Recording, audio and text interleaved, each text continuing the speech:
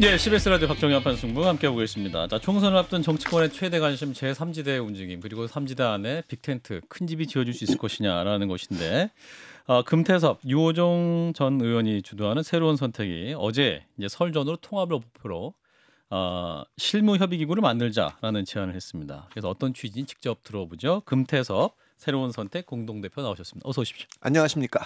오랜만에 뵙습니다. 예. 네, 진 교수님과 장 변호사님 인사 나눠주시고. 안녕하세요. 네. 자, 일단 그 제3지대 그 신당 창당 세력들에게 이제 실무협의기구 만들자 제안을 하셨죠. 예. 응답이 잘 오고 있습니까?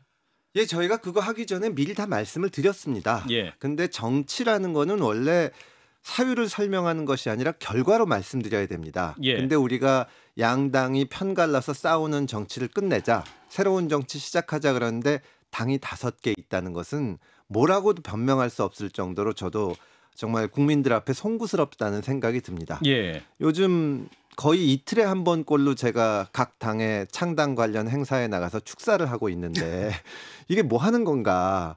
최근에 며칠 전에 민주당의 청년 당원들 1,000명이 그 국회에서 기자회견을 갖고 탈당을 하는 선언을 했습니다.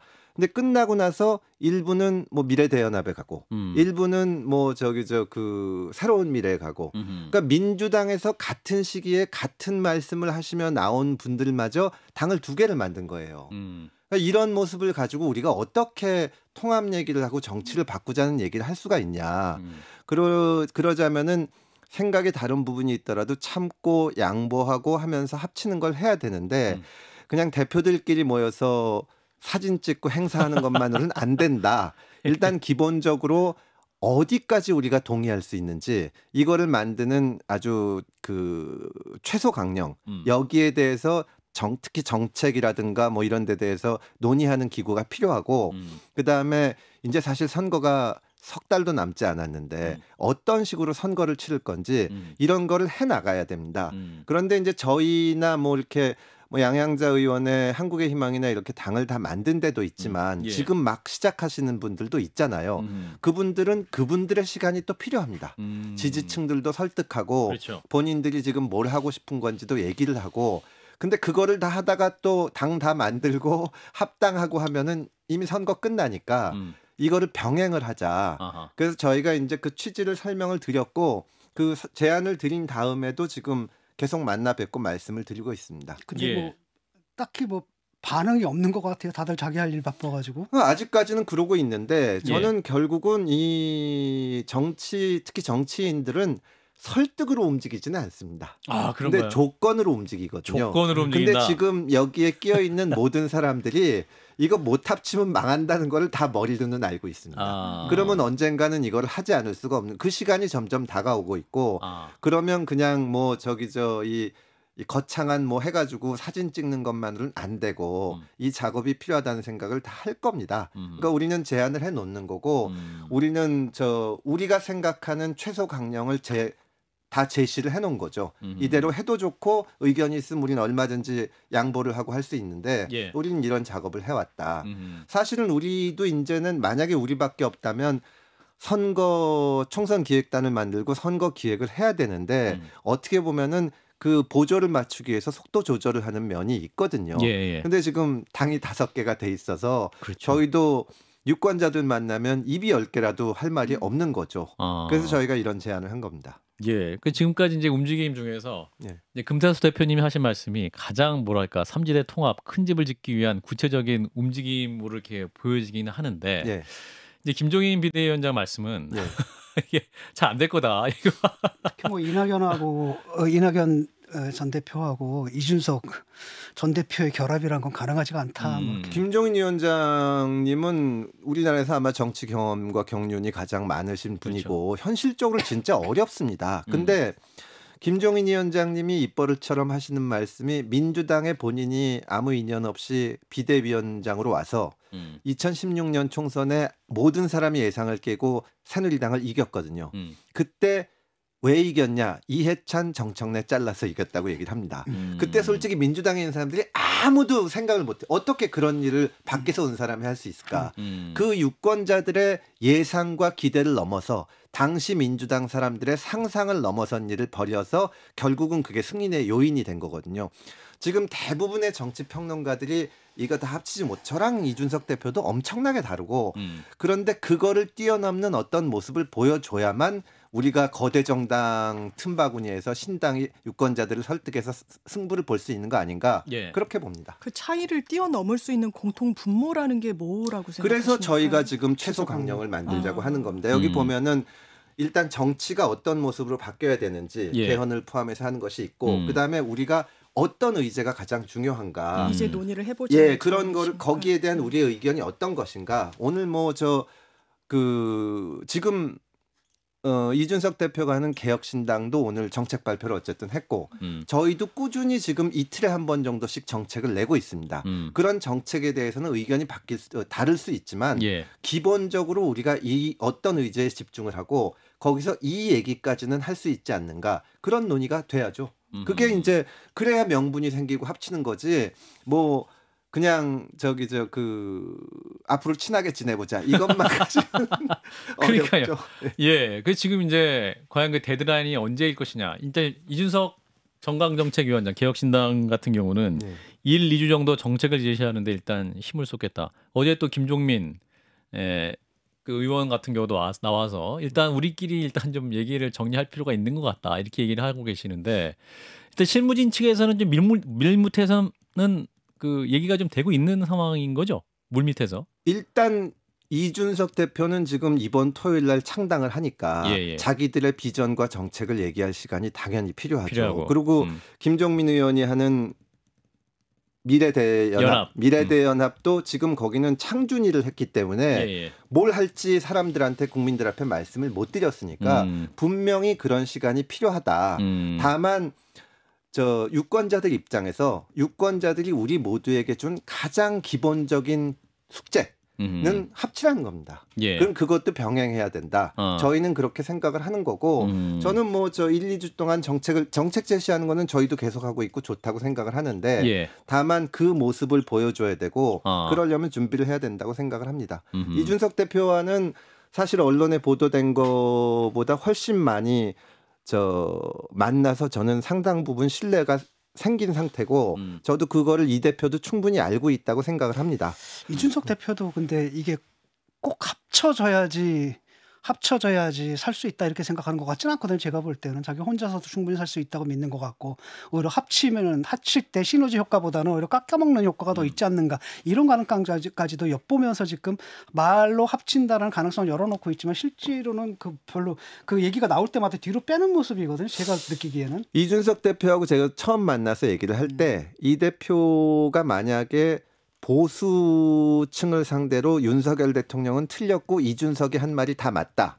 이거를 증명하고 싶은 거라면 그래서 보수의 주도권을 한다면 그런 선택도 내가 존중은 하지만 그거는 나랑 하는 일이 전혀 다르다. 그럼 그거 하시면 된다. 근데 본인도 그렇게 생각은 안 해요. 저도 이제 보수층이 바라는 것도 정말 중도나 진보 쪽에서도 합리적인 사람을 끌어오고 자기들의 가치를 이걸 하는 걸 원하는 거지.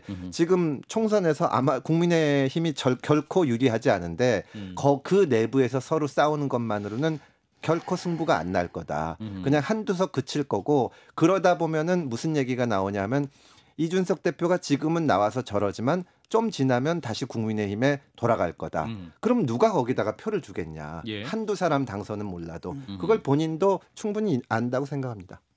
핵심은 이제 공천 룰을 만약에 이제 큰 집이 빅텐트가 지어졌을 경우에 이 공천 룰을 어떻게 할 것이냐 이 부분이 가장 중요하지 않겠습니까? 당연히 그게 중요한데요. 일단은 지금 상황에서는 지역구 출마 공천 문제는 별로 안 생길 거로 보입니다.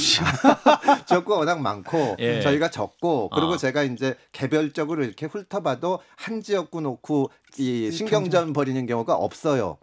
비례 문제인데 핵심은 비례대표죠. 비례 문제인데 저는 어쨌든 아까도 말씀드린 것처럼 유권자들이 얘네가 이렇게까지 양보를 하네 그런 모습을 보여줘야지 지금 제가 초반에 말씀드린 것처럼 5개가 나와가지고 꼭 주도권 다툼하는 것처럼 보이면 다 망하는 겁니다. 이게 만약에 뭐 이준석 대표는 아까 진 교수님께서는 혼자 하려는 생각도 있는 것 같다고 말씀을 하셨는데 예.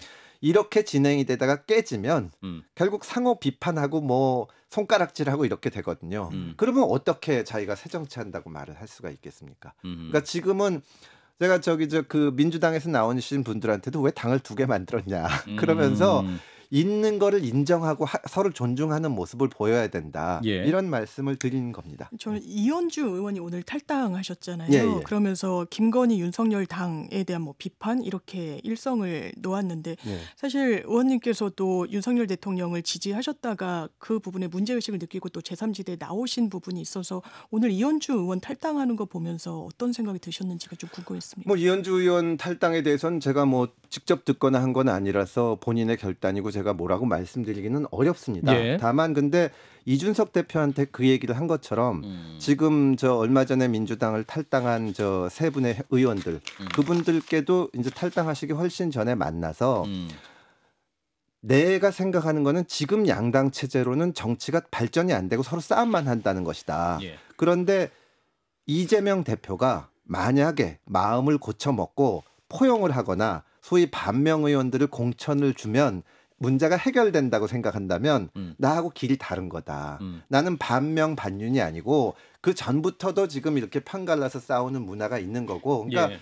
단순한 반윤 반명은 지나가야 된다고 생각합니다. 근데 이제 이준석 대표가 예. 이제 따로 또 같이 그리고 시민들과 국민들의 반응을 살펴가며 갈 것이다. 이런 예. 말을 했거든요. 예. 국민들의 반응을 보고 그러니까 이게 이 국민들의 반응이나 어떤 각 정당에 대한 혹은 각 새로운 세력에 대한 지지율 혹은 그런 움직임을 보고 갈 것이다. 아니 이건 국민 전체의 반응을 보고. 그를 봐야 되고 그다음에 각자 그 정치 지금 세력과 개인에 대한 그동안 해왔던 말도 있고 지지층들도 있지 않습니까? 예. 이분들한테 설득하는 과정을 거쳐야죠. 그러니까 지금 이낙연 전 대표 탈당하고 또 현역 의원 탈당하고 이준석 대표 탈당하니까 예. 거기 동조해서 움직이시는 분들이 있는데 그러니까요. 아무런 설명 없이 어느 날 갑자기 우리가 다 합치기로 했으니까 당신들도 다 합치자. 이거는 쉽지는 않은 겁니다.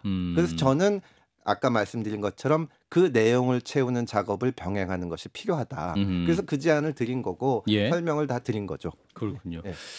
이제 어제 천하람 위원장과 이제 인터뷰를 했을 때 네. 보수라는 단어를 고집하지 않겠다 뭐 이런 얘기도 하긴 했는데 예.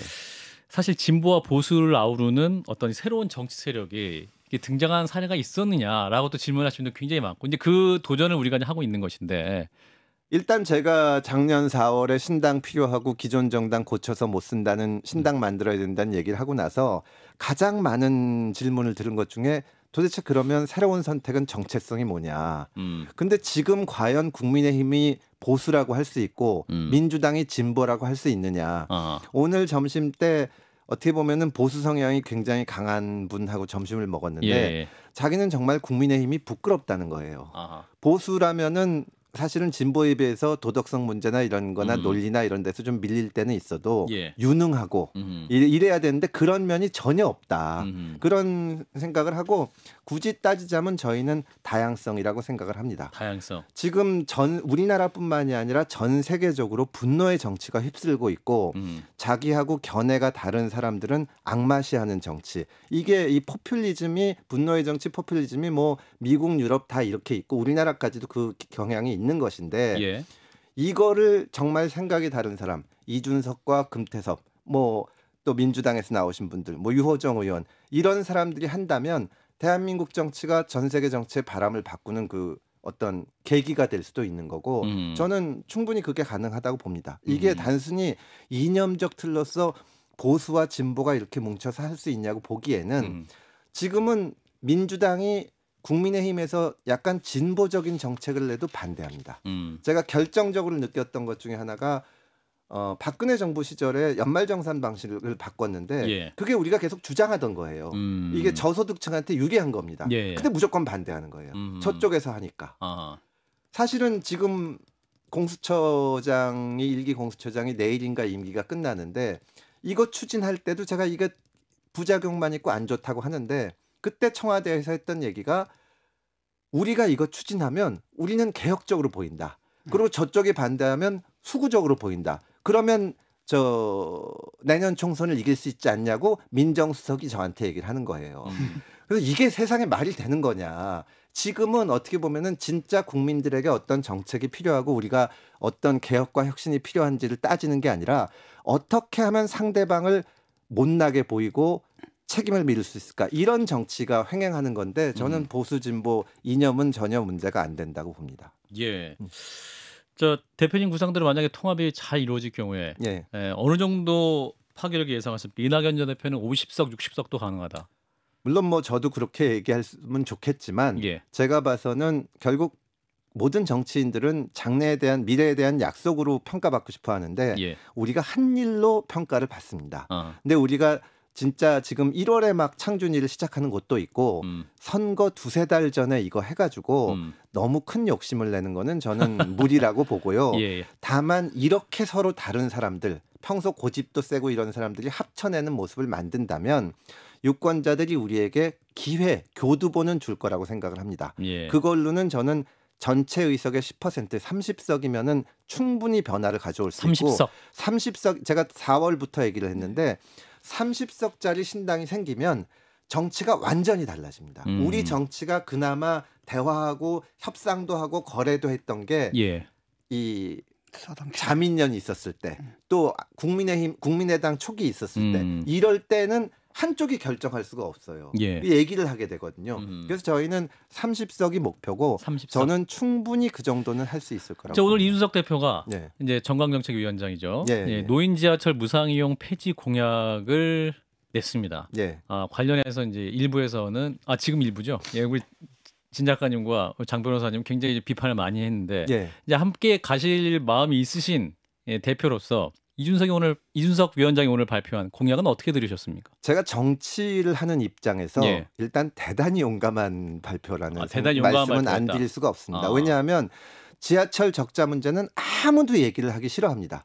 근데 서울시나 경기도나 여기서는 엄청난 불만이 있어요. 왜냐하면 생색은 중앙정부가 내는데 왜 이게 쌓여갔는데 이걸 어떻게 해결할 거냐. 아무도 말을 안 해준다. 그래서 저는 구체적인 문제는 토론해 봐야 되겠지만 이 문제를 분명히 얘기를 해야 되는데 다만 우리나라가 노인 빈곤 문제가 정말로 심각하고 노인 이동권은 정말 기본적 인권이거든요. 그래서 저희는 오늘 저희가 정책 발표를 한 거는 노인 빈곤 문제로 해서 그 중위소득 50% 이상의 그 기초연금을 30만 원씩 늘려서 보충 기초연금을 하고 그다음에 저희가 다음 주에 발표할 계획이 뭐냐면 사실은 지금 서울이나 경기도 사시는 분들은 무상이든 유상이든 대중교통이 있는데 그 집 밖의 지역에 가면은 대중교통 자체가 없습니다. 그렇죠. 노인들이 이동을 못 해요. 버스가 수지가 안 맞으니까 안 다니는 겁니다.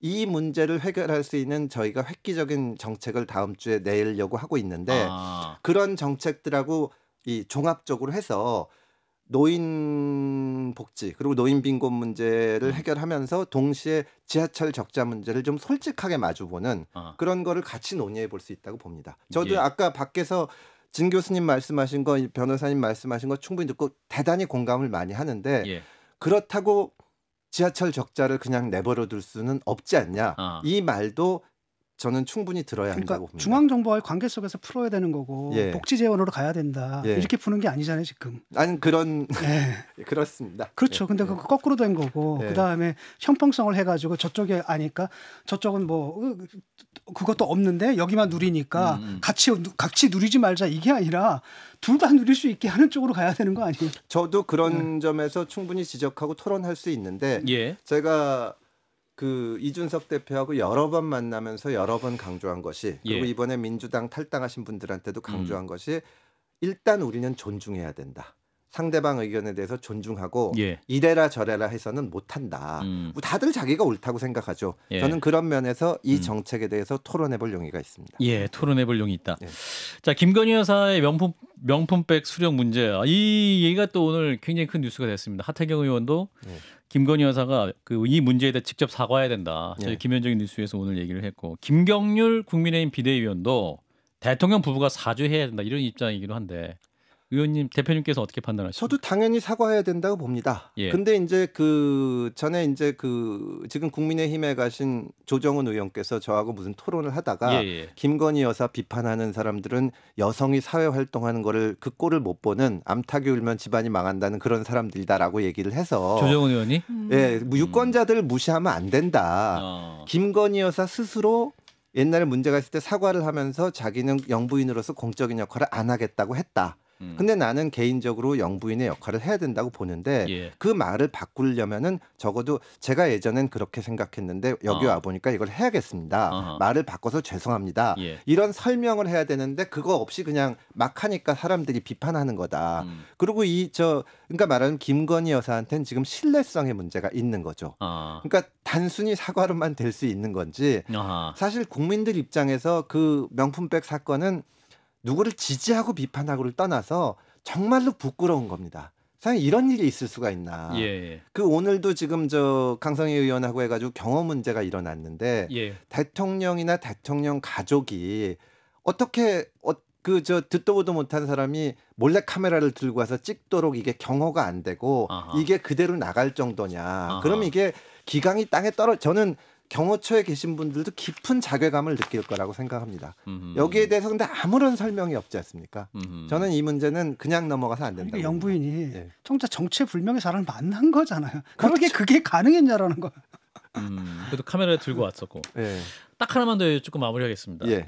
한동훈 비대위원장이 이제 김경률 비대위원의 마포울 출마 얘기를 했는데 예. 그게 이제 여러 가지 논란이 있었는데 오늘 대통령실에서 또 그 한동훈 위원장의 돌발 발언에 우려를 표한다라는 또 보도가 나왔어요. 이건 또 뭡니까? 저도 그 기사를 봤는데요. 예. 뭐 국민의힘 내부 사정은 잘 모르죠. 근데 저는 예. 김경률 회계사에 대해서는 개인적으로 깊은 신뢰가 있고 예. 저하고 길은 다르지만 좀 잘해주시기를 바랍니다. 예. 다만 현재와 같이 수직적 당정 관계 그리고 대통령의 일방적인 이 독주가 계속되는 상황에서 예. 과연 얼마나 일을 할 수 있을지 그리고 지금까지 한동훈 비대위원장이 오신 지가 한 달쯤 됐는데 그렇죠. 그동안 우리가 들을 만한 얘기한 게 하나도 없어요. 그러니까 칭찬하는 뭐 보수 언론이나 이런 데서 한동훈 장관 칭찬한 걸 보면 뭐 보수의 본산 대구에 가서 넥타이를 풀렀다. 네. 뭐 얼마짜리 맨투맨을 입었다. 이거는 정말 그거 하지 않은가 그런 느낌이 듭니다. 예. 잘하시길 바랍니다. 그쪽에서 뭐 국힘 내에서는 김건희 리스크가 아니라 김경률 리스크라고 얘기한다는데. 자 일단 대표님 오늘 말씀 여기까지 듣겠습니다. 예. 금태섭 새로운 선택 공동대표였습니다. 고맙습니다. 감사합니다. 좋아요. 구독. 알림 설정.